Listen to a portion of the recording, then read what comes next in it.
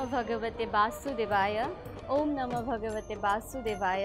ओम नमः भगवते वासुदेवाय।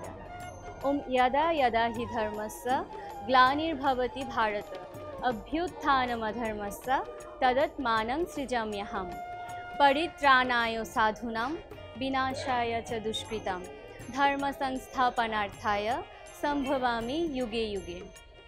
हे अर्जुन, যখনই ধর্মের অবনতি ঘটে, অধর্ম বেড়ে যায়, তখনই ধর্ম সংস্থাপনের জন্য আমি যুগে যুগে আবির্ভূত হই অবতার রূপে। সুপ্রিয় সুধী, আপনাদের সকলকে আমন্ত্রণ জানাচ্ছি সনাতন ধর্মাবলম্বীদের মন্দির পরিচিতি নিয়ে বিশেষ প্রামাণ্য অনুষ্ঠান দেবালয় দেখার জন্য। আজকে আমরা এসেছি চট্টগ্রাম মহানগরীর বন্দর থানার অন্তর্গত গোসাইলডাঙ্গা সার্বজনীন শ্রী শ্রী দুর্গা মন্দির কমপ্লেক্সে। চলুন দেখে আসি মন্দিরের বিভিন্ন বিষয় সম্পর্কে। প্রাচীন আমল থেকেই চট্টগ্রামে সনাতনীদের বসবাস। চট্টগ্রাম মহানগরের বন্দর থানার অন্তর্গত বারিক বিল্ডিং মোড়ে গোসাইলডাঙ্গা সার্বজনীন শ্রী শ্রী দুর্গা মন্দির কমপ্লেক্স অবস্থিত। মন্দিরটি 1956 সালে স্থাপিত হয়। প্রায় 14 একর জমির উপর মন্দির কমপ্লেক্সটি অবস্থিত। এই মন্দিরের অন্যতম বৈশিষ্ট্য হলো এখানে আপনি একসাথে 6টি মন্দির দেখতে পাবেন। মন্দিরগুলো হলো গোসাইলডাঙ্গা সার্বজনীন শ্রী শ্রী দুর্গা মন্দির, গোসাইলডাঙ্গা সার্বজনীন তপবন শ্রী গুরু মন্দির, গোসাইলডাঙ্গা সার্বজনীন শ্রী শ্রী লোকনাথ ব্রহ্মচারী মন্দির, গোসাইলডাঙ্গা সার্বজনীন রাম ঠাকুর মন্দির, গোসাইলডাঙ্গা সার্বজনীন শ্রী শ্রী রক্ষা কালী মন্দির, গোসাইলডাঙ্গা সার্বজনীন শ্রী শ্রী অনুকূল চন্দ্র সৎসঙ্গ মন্দির। আসলে দুর্গা মন্দিরটি এটা প্রাতিষ্ঠানিক রূপ লাভ করার আগেই এটা একটা জরাজীর্ণভাবে যিনি ছিলেন আমাদের শ্রদ্ধেয় নির্মলাশীল, ওনার একটা জরাজীর্ণভাবে তিনি আমাদের একটা কালী মন্দির মধ্যে পড়ে থাকতেন। কালের বিবর্তনে সেই মন্দিরটা যখন হারিয়ে যায় এবং আজকে প্রাতিষ্ঠানিকভাবে রূপ লাভ করে এই জায়গা ডেভেলপ করার জন্য যার কথা না বললে নয়, সেটি হচ্ছে আমাদের কাঞ্চন চক্রবর্তী মহোদয়। সেই 1956 সাল থেকে করে আসার পর 1986 কি 87 সালে প্রায় 13 কি 14 আনুমানিক একর জায়গায় এই মন্দিরটি প্রাতিষ্ঠানিক হিসেবে রূপ লাভ করে। তাই এখানে সরকারি বেসরকারি গোসাইলডাঙ্গাবাসী যারা রয়েছেন সহযোগিতা করেছেন এবং করে যাচ্ছেন। তাই আজকের বিষয়টা হলো এখানে 6টা মন্দির, 6টা মন্দিরের স্ব উপকমিটি রয়েছে। তার মধ্যে দিয়ে কমিটির দুর্গা মন্দির কমপ্লেক্স এখানে আছেন। তাই প্রত্যেকটি দুর্গা মন্দির কমপ্লেক্সের মধ্যে প্রতি বাৎসরিক এই দুর্গা পূজাটা হয় এবং কালী মন্দিরে মায়ের পূজাটা হয়। এই বৎসর কালী মায়ের মন্দিরে আমরা নতুন আঙ্গিকে সাজানোর জন্য, মাকে সাজানোর জন্য চেষ্টা করছি এবং বাৎসরিক যে জন্মতিথি করা হয় বাবা লোকনাথের এবং ঠাকুরের ওই উৎসবে করা হয় এবং সুরেশানন্দ অনুষ্ঠানে আমরা প্রতি বাৎসরিক হয়ে থাকে এবং অনুকূল ঠাকুরের বাৎসরিক অনুষ্ঠান আমরা করে থাকি। তাই প্রত্যেকটি অনুষ্ঠানকে ঘিরে এখানে বিভিন্ন রাষ্ট্রীয় অতিথিবৃন্দ এবং বিভিন্নভাবে বিভিন্ন জাতীয় নেতৃবৃন্দ এখানে উপস্থিত হয়ে আমাদেরকে সহযোগিতা করে। তবে একটি বেশি আনন্দের বিষয় হচ্ছে আমরা যারা দুর্গা মন্দির কমপ্লেক্সে আমাদের আশেপাশে যারা রয়েছেন, আমাদের ধর্ম বর্ণ নির্বিশেষে জাতীয় গোষ্ঠী যারা রয়েছেন, আমরা জানি না কেউ মুসলিম কেউ হিন্দু, আসলে আমরা সবাই ওনার কাছ থেকেও শিখেছি, আমরা নিজেরাও বলছি। কারণ এখানে মানুষ রূপে আমরা জন্মগ্রহণ করেছি, মানবতার রূপে আমরা এই সমাজের মধ্যে কাজ করে যাব। ধর্মীয় বিষয়টা কিন্তু ঊর্ধ্বে রেখে সবাই আমরা মানব জাতিতে কল্যাণের জন্য এসব করা যাওয়ার জন্য এই সৃষ্টিটা হচ্ছে। মন্দিরের মূল ফটকটি দৃষ্টিনন্দন কারুকাজ করা হয়েছে। মূল ফটক পেরিয়ে ভিতরে প্রবেশ করলে আপনার চোখে পড়বে দৃষ্টিনন্দন গোসাইলডাঙ্গা সার্বজনীন শ্রী শ্রী দুর্গা মন্দির। এই মন্দিরে দেবী দুর্গার বিগ্রহ সহ গণেশ, কার্তিক, লক্ষ্মী, সরস্বতী ও দেবাদিদেব মহাদেব সর্বদা পূজিত হন। দুর্গা মন্দিরের সকল বিগ্রহ অতি সুনিপুণভাবে কারুকাজ করা হয়েছে, যা মন্দিরে ঘুরতে আসা ভক্তদের এক অন্যরকম অভিজ্ঞতা দেবে। আসলে আমাদের শ্রী শ্রী পরমাংশ মহাযোগী 1338 বাংলা 8ই ভাদ্র আনোয়ারা জুলদা গ্রামে কৃষ্ণপক্ষেতে তিনি জন্ম নিয়েছিল। তার জন্ম না হতো আজকে আমাদের এখানে গোসালডাঙ্গা তপবন শ্রীগুরুমন্দির সৃষ্ট হতো না, আর তপবন আশ্রম 2000-এ সৃষ্ট হতো না। বিশাল মন্দির এখানে আয়োজন হয়, বিশাল মানুষ জনসমাগম হয়, হাজার হাজার লক্ষ নরনারী এখানে আসে, যারা প্রসাদ নেয় তাদের প্রসাদ দেওয়া হয়। আমরা রীতিমতো তাদেরকে এই আশ্বস্ত করার জন্য, শান্তি করার জন্য, তাদেরকে সুস্থ সুন্দরভাবে করার জন্য সৃষ্টিকর্তার কাছে শ্রী শ্রী পরমহংস মহাযোগীর তার কাছে প্রার্থনা জানাই। আমরা প্রায় সবাই যেন সুখী থাকে, শান্তি থাকে, বাংলাদেশ বিশ্বের মানুষ যেন কল্যাণ আসে, তাদের যেন সুখী শান্তি হয়, এ হানাহানি পাপাচারের মতো তারা যাতে না করে, তারা সুখী থাকুক।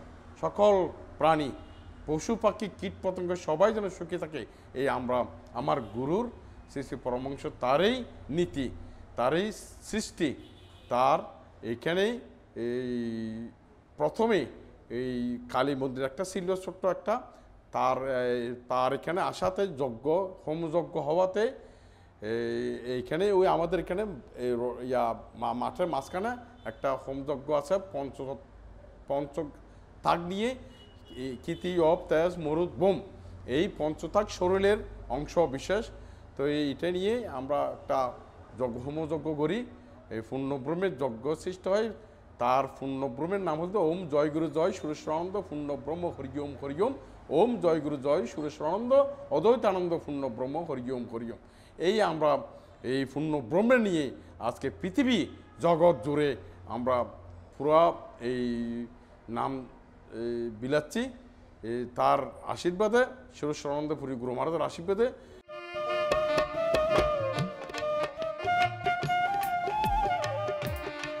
দুর্গা মন্দিরের ডান পাশে সিঁড়ি দিয়ে দ্বিতীয় তলায় উঠলে আপনাদের চোখে পড়বে গোসাইলডাঙ্গা সার্বজনীন তপবন শ্রী গুরু মন্দির। এই মন্দিরের প্রতিষ্ঠাতা শ্রী শ্রী পরমহংস মহাযোগী স্বামী সুরেশ্বরানন্দপুরী গুরু মহারাজ। সুরেশ্বরানন্দপুরী গুরু মহারাজের বিগ্রহ এখানে সর্বদা পূজিত হন। গুরু মহারাজের বিগ্রহটি দৃষ্টিনন্দন বেদিতে রাখা হয়েছে।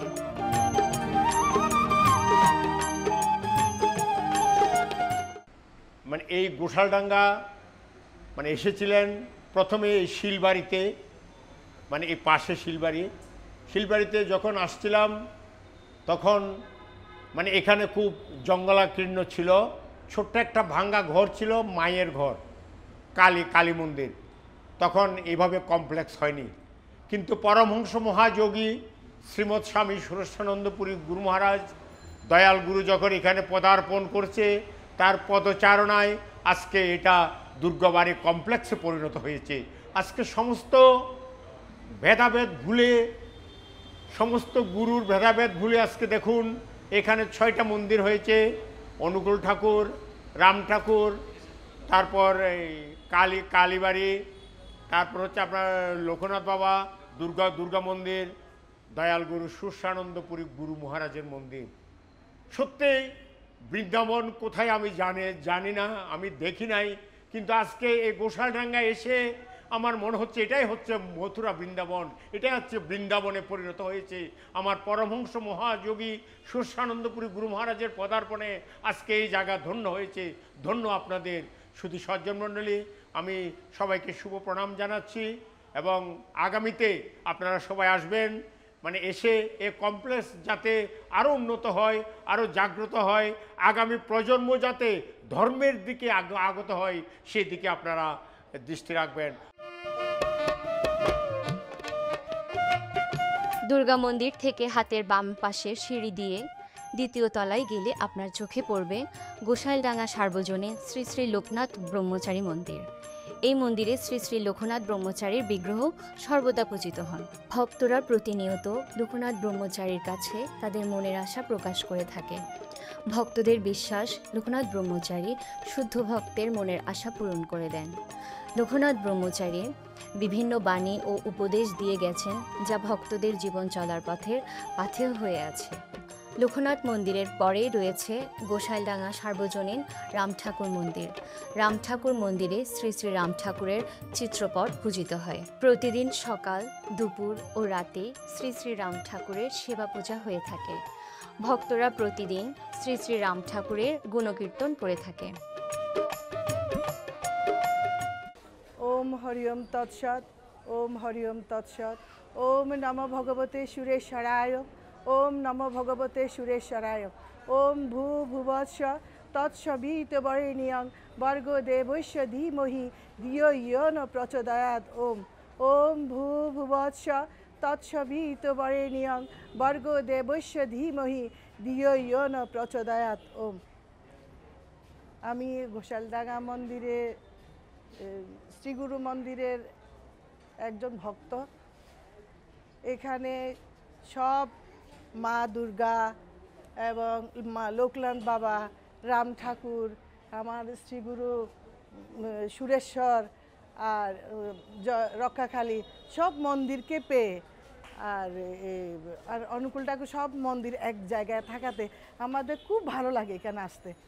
এখানে দেখতে আসতে আমার এত যে আগ্রহ জাগে, ইচ্ছে হয় প্রতিদিন আসি, কিন্তু সংসারের চাপে পড়ে তো আসা যায় না।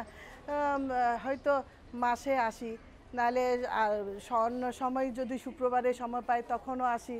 আসলে আমার যেতে ইচ্ছে করে না, সত্যিই এখানে ভালো লাগে।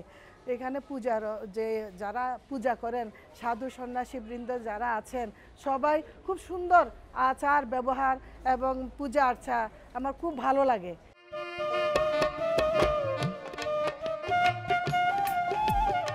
এই দুর্গা মন্দিরের সাথে আমার ওতপ্রোতভাবে জড়িত। আমার কাছে এটা খুব ভালো লাগে। এখানকার কমিটি খুব ভালো এবং আমরা সকল সম্প্রদায়ের মানুষ সবাই সাথে একসাথে মিলেমিশে আমরা এখানে থাকি, পূজা অর্চনা করি এবং আমাদের ধর্মীয় যেসব রীতিনীতি আছে আমরা সেগুলি পালন করে থাকি এবং প্রতি বছরের সব রকমের প্রতিষ্ঠানের পূজা সব কিছু আমাদের এখানে হয়ে থাকে। আমরা যথাযথ ধর্মীয় গাম্ভীর্যের মধ্য দিয়ে এগুলি পালন করে থাকি। শ্রী শ্রী রাম ঠাকুর মন্দিরের পরেই রয়েছে গোসাইলডাঙ্গা সার্বজনীন শ্রী শ্রী রক্ষাকালী মন্দির। এই মন্দিরে মায়ের বিগ্রহ পূজিত হয়। এখানে মায়ের বিগ্রহ দৃষ্টিনন্দন সিংহাসনে রাখা হয়েছে। সিংহাসনের নকশাগুলো খুব সুন্দর করে ফুটিয়ে তোলা হয়েছে। ভক্তদের বিশ্বাস মা এখানে জাগ্রত। সকল শুদ্ধ ভক্তের মনের ইচ্ছা রক্ষাকালী মা পূরণ করে থাকে। প্রতিদিন সকাল, দুপুর ও সন্ধ্যায় মায়ের পূজা অর্চনা করা হয়ে থাকে। প্রত্যেক শুক্রবার সকাল 9টা থেকে দুপুর 11টা পর্যন্ত আমরা গীতা শিক্ষা দান করে থাকি। আমাদের এখানে 35 থেকে প্রায় 50 জনের মতো ছাত্রছাত্রী আসছে। অনেক সময় মাঝে মাঝে বাড়ে, আবার কমে। আমরা যথাযথ এবং শুদ্ধ উচ্চারণের মাধ্যমে গীতা প্রশিক্ষণ দেওয়ার চেষ্টা করি। এতে অনেক ছাত্রছাত্রী আমাদের একাডেমি থেকে অন্যান্য স্থানে প্রতিযোগিতায় অংশগ্রহণ করে পুরস্কৃত হয়েছে। প্রতিদিন অন্ততপক্ষে একটি করে গীতা শ্লোক মুখস্থ করব। আর এটা এই অত্র মন্দিরের গীতা একাডেমিটা বাংলাদেশ গীতা পরিষদের আওতাধীন। প্রত্যেকেই এখান থেকে গীতা শিক্ষা করে এরা তাদের আত্মিক এবং পরমাত্মিক উদ্দেশ্য সফল করবে, এটাই আমাদের প্রত্যাশা। আর শুদ্ধ উচ্চারণে গীতা শিক্ষার মাধ্যমে তারা গীতার আলো দেশে দেশে ছড়িয়ে দেবে, এই প্রত্যাশা করি। প্রত্যেক শুক্রবারে গীতা একাডেমিতে আগত সকল শিক্ষার্থীদের মধ্যে প্রসাদ বিতরণ করা হয় এবং তাদেরকে পোশাক দেওয়া হয়েছে। তাদের অন্যান্য শিক্ষা দীক্ষার ক্ষেত্রেও যাতে ওই অনেক কিছু সাহায্য সহযোগিতা এই মন্দির থেকে করা হয়। পাশের ভবনে রয়েছে গোসাইলডাঙ্গা সার্বজনীন শ্রী শ্রী ঠাকুর অনুকূল চন্দ্র সৎসঙ্গ মন্দির। এই মন্দিরে শ্রী শ্রী অনুকূল ঠাকুরের চিত্রপট পূজিত হয়েছে। অনুকূল ঠাকুরের চিত্রপটটি রাখা হয়েছে দৃষ্টিনন্দন বেদিতে। অনুকূল ঠাকুরের অনুসারীরা প্রতিনিয়ত এখানে প্রার্থনা করতে আসে। প্রতিদিন সকাল, দুপুর ও সন্ধ্যায় ঠাকুরের পূজা ও প্রার্থনা অনুষ্ঠিত হয়। এই গোসাইলডাঙ্গা সৎসঙ্গ মন্দির চারটি আমরা অনুষ্ঠানের মাধ্যমে আমরা প্রতি বৎসর পুরো বৎসর জুড়ে আমরা আমাদের এই মন্দিরের কর্ম পরিকল্পনা আমরা চালিয়ে যাই। প্রথম হচ্ছে যে এই গোসাইলডাঙ্গা সৎসঙ্গ মন্দির থেকে সর্বপ্রথমে সে ভাদ্র পরিক্রমা, মাসব্যাপী ভাদ্র পরিক্রমা, এই মাসব্যাপী ভাদ্র পরিক্রমার মধ্যে 55 থেকে 60টি অধিবেশনের মধ্য দিয়েই এই অধিবেশন ওখানে সমাপ্ত হন এবং এর পরবর্তীতে বৎসরের যে তাল নবমী তিথি শ্রী শ্রী ঠাকুরের আবির্ভাব বার্ষিকী এবং এই আবির্ভাব বার্ষিকীর পরবর্তী বৃহস্পতিবার এবং শুক্রবার এই মন্দিরের বাৎসরিক অনুষ্ঠানটুকু করা হয়ে থাকে এবং ভক্তদের, আগত ভক্তদের তাদের অভিপ্রায় জানাতে আমরা ভাদ্র মাস সম্পন্ন করতে না পেরে বৈশাখ মাসেও পুরো একটি মাস, সেটা ষষ্ঠী তীর্থ পরিক্রমা নামেও এই মন্দিরের ওখানে 1 মাস ব্যাপী, তাও 60-এর অধিক সৎসঙ্গ এই মন্দির কর্তৃক করা হয়ে থাকে এবং ভক্তদের প্রতিনিয়তই তাদেরকে সমাগম মন্দিরমুখী করা আমাদের একমাত্র উদ্দেশ্য। এবং এই মন্দিরে আরও কিছু কর্মকাণ্ড অন্যান্য মন্দির থেকে আমরা একটু আলাদা, সেটা হচ্ছে এই মন্দির বিশেষ করে পাবনা শ্রী শ্রী ঠাকুর অনুকূলচন্দ্র সৎসঙ্গ মন্দির পাবনা তার নির্দেশনা মোতাবেক তথা শ্রী শ্রী ঠাকুরের নির্দেশনা মোতাবেক এই মন্দিরটুকু পরিচালিত হয় এবং এর মধ্যে শ্রী শ্রী ঠাকুর যেটুকুই বলেছিলেন তার সমস্ত কর্মকাণ্ডগুলো এই মন্দির সমস্ত কিছুই ফলো আপ করে থাকেন। সেটা হচ্ছে মাসের প্রথম বৃহস্পতিবার নামধ্যান অনুষ্ঠান এবং এই নামধ্যানের পবিত্র নামধ্যান অনুষ্ঠানে 1 ঘন্টা করে সে সূর্য অস্ত থেকে সূর্য উদয় অবধি ওখানে 45 থেকে 50 জন ভক্ত প্রতিনিয়তই 1 ঘন্টা বেচ করে তারা নামধ্যান করে থাকে এবং পরদিন তথা শুক্রবার সেটা হবিষ্যন্ন করে থাকে। এই হবিষ্যন্ন করলে একটি মাত্র লাভ, সেটা হচ্ছে যে সমস্ত মাস অবধি আমি যাই কিছুই করেছি, পাপ পুণ্য যাই কিছুই করেছি, সমস্ত কিছু হিসাব নিকাশ সমাপন করে শ্রী শ্রী ঠাকুরের চরণে সেটা সমর্পণের মাধ্যমে একটি মাস সমাগত হয়। গোসাইলডাঙ্গা সার্বজনীন দুর্গা মন্দির কমপ্লেক্স বিভিন্ন সামাজিক কার্যক্রম পরিচালনা করে থাকে। দুস্থ দরিদ্র শিক্ষার্থীদের বৃত্তি প্রদান, দরিদ্র পরিবারের কন্যা সন্তানের বিবাহের সহযোগিতা, অন্নপ্রাশন, শ্রাদ্ধানুষ্ঠান, বর্ণাঢ্যদের মাঝে ত্রাণ বিতরণ, বিভিন্ন উৎসব উপলক্ষে বস্ত্র বিতরণ ও চিকিৎসা সেবা প্রদান করা হয়ে থাকে। গোসাইলডাঙ্গা সার্বজনীন দুর্গা মন্দির কমপ্লেক্স একটি সামাজিক ও মানবিক প্রতিষ্ঠান হিসেবে পরিচিতি লাভ করেছে। সুপ্রিয় সুধী, এতক্ষণ আমরা ঘুরে দেখলাম গোসাইলডাঙ্গা সার্বজনীন শ্রী শ্রী দুর্গা মন্দির কমপ্লেক্স। অনুষ্ঠানের পুরো সময়টি জুড়ে আমি ছিলাম প্রমি ভূঁইয়া। আজ আর নয়, সকলে ভালো থাকবেন, সুস্থ থাকবেন এবং নিরাপদে থাকবেন। সবাইকে নমস্কার।